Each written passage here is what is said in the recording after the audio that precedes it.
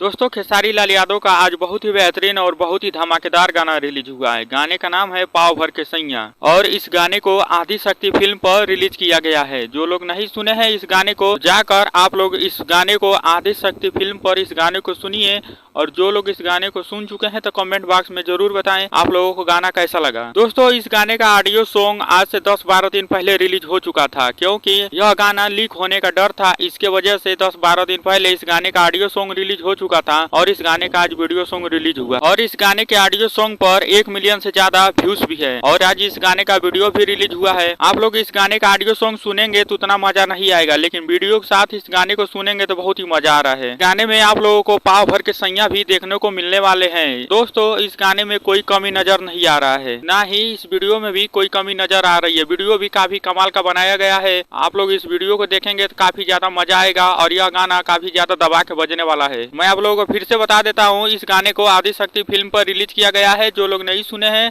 तो जाकर इस गाने को आदि शक्ति फिल्म पर इस गाने को सुनिए और जो लोग इस गाने को सुन चुके हैं तो कमेंट बॉक्स में जरूर बताएं। मैं आप लोग से मिलता हूं तब तक नए वीडियो में। चैनल पर नए आए हैं तो चैनल को सब्सक्राइब कर लीजिए और वीडियो को लाइक करना ना भूलिए।